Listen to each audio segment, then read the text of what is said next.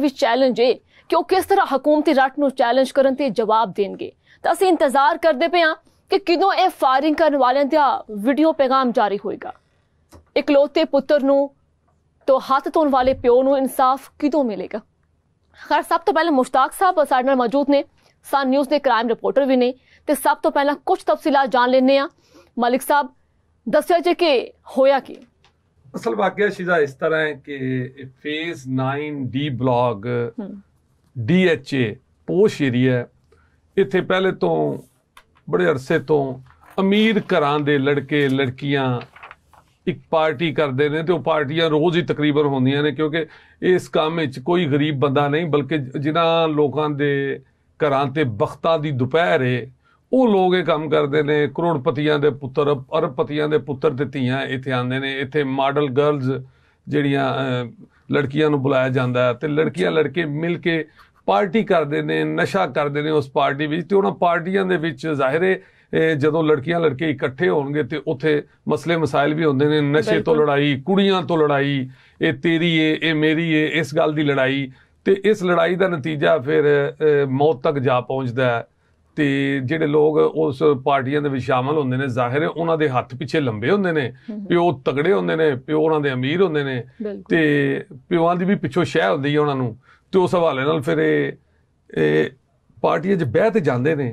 मुड़ के उत्थे जिहड़ियां लड़ाइयां होंदियां ने उत्थे अपना स्टेटस, अपनी ताकत, अपने जोर दिखाण वास्ते बन सबन्ने कि चंगा महंगे तो महंगा मोबाइल लैके पार्टी च आना, उस तो बाद चंगे तो चंगी घड़ी बन्नी ते पार्टी जान लगे शब शबा अपना दिखाना कि मैं अगले नालों तगड़ा। ते जाहिर जिहड़ा अगला वो भी कोई माड़े घर दा नहीं, कोई लिस्से घर दा वो भी नहीं, उन्हां दे घर भी वो भी भांडियां वाला घर है, वो भी तगड़ा घर है। तो ਉਹਦੇ ਨਾਲੋਂ ਵੱਧ ਕੇ ਆਂਦਾ। ਅੱਗੋਂ ਗੱਲ ਆ ਜਾਂਦੀ ਹੈ ਨਸ਼ੇ ਦੀ।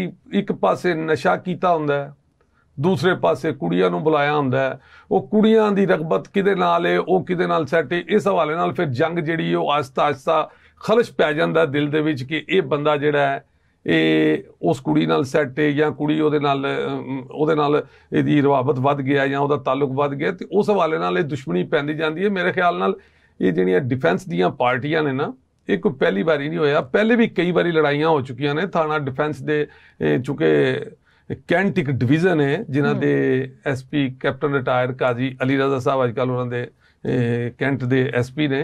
ते कई फेसां दे विचों ये पार्टियां दे विच पहले भी लड़ाइयां झगड़े होए। कई मॉडल गर्ल्स लड़कियां दे घरां ते फायरिंग होई। फायरिंग दी असल वजह फिर पार्टी कि पार्टी विचों दुश्मनी शुरू होई ते ओहदे घर फायरिंग करवाती।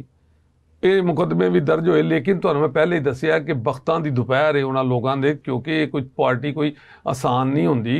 एक बंदे दा जिहड़ा मैं कहना दरम्याने लोग जिहड़े पूरे महीने का जिहड़ा खर्चा है ना उन्हां दा एक पुत्तर एक पार्टी ते खर्च कर आंदा एक रात दे विच। ते परवाह नहीं हुंदी उन्हां नूं, उन्हां प्योआं नूं भी, ते उन्हां नूं समझ नहीं आंदी कि पैसा ही इन्ना कुए ते पैसे दे नशे ने औलाद नूं तबाह कीता होया है।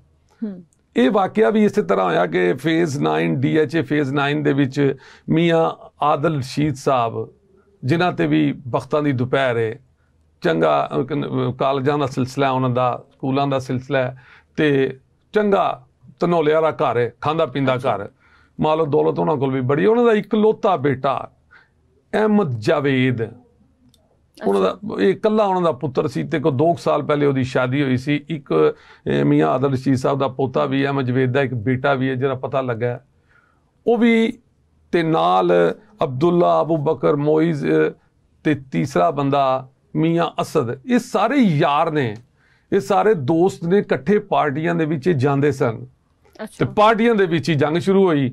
ਉੱਥੇ ਹੀ ਫਾਇਰਿੰਗ, ਉੱਥੋਂ ਹੀ ਗੱਲ ਖਲਸ਼ ਵਧੀ ਤੇ ਫਾਇਰਿੰਗ ਹੋਈ ਤੇ ਮੀਆਂ ਆਦਲ ਰਸ਼ੀਦ ਸਾਹਿਬ ਦਾ ਜਿਹੜਾ ਬੇਟਾ ਅਹਿਮਦ ਜਵੇਦ ਇਹ ਕਤਲ ਹੋਇਆ ਜੀ।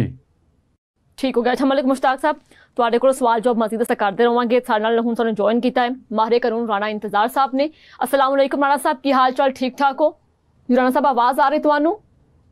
जी आ रही है जी पूरी। अच्छा राणा साहब ਤੁਸੀਂ ਮਲਿਕ ਮੁਸ਼ਤਾਕ ਸਾਹਿਬ ਦੀ ਜੋ ਕਿ ਪੂਰੀ ਗੱਲ ਵੀ ਸੁਣੀ, ਜੋ ਵਾਕਿਆ ਹੋਇਆ DH ਫੇਸ ਦੇ ਵਿੱਚ ਤੇ ਉਹ ਵੀ ਤੁਸੀਂ ਸੁਣਿਆ, ਤੇ ਇਹ ਜਿਹੜੀ ਸੂਰਤ ਲਈ ਬੁਲਾਈ ਗਈ ਬੈਠਕ ਦੇ ਵਿੱਚ ਕਤਲ ਹੋਣਾ ਤੇ ਇਹ ਪਲੈਨਿੰਗ ਦੇ ਜ਼ੁਮਰੇ ਵਿੱਚ ਆ ਸਕਦਾ ਹੈ ਜਾਂ ਨਹੀਂ?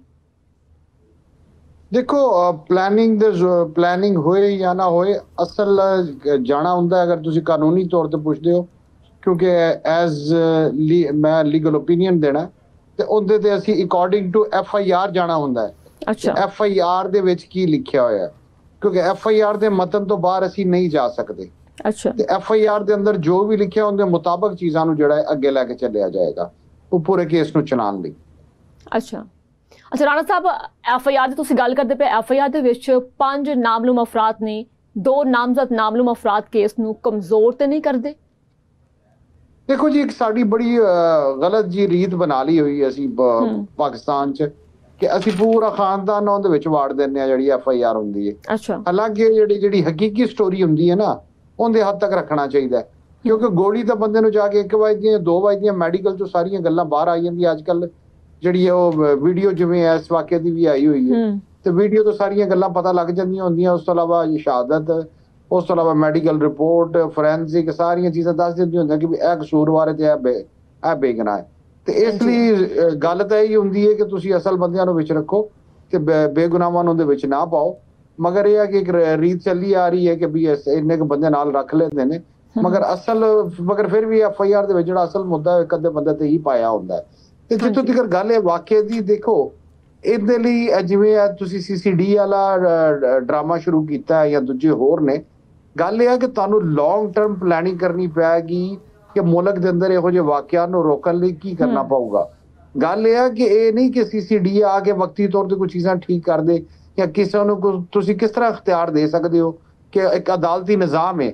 ਅੱਜ ਇਹ ਕੱਲ ਨੂੰ ਪੈਸੇ ਲੈ ਕੇ ਬੰਦੇ ਮਾਰਨੇ ਸ਼ੁਰੂ ਕਰ ਦੇਣਗੇ, ਪੋਲੀਟੀਕਲ ਮੁਖਾਲਫੀਨ ਮਾਰਨੇ ਸ਼ੁਰੂ ਕਰ ਦੇਣਗੇ, ਜਿਵੇਂ ਪਹਿਲੇ ਹੁੰਦਾ ਰਿਹਾ। ਦੂਸਰਾ ਇਹ ਕੀ ਹੋਇਆ ਕਿ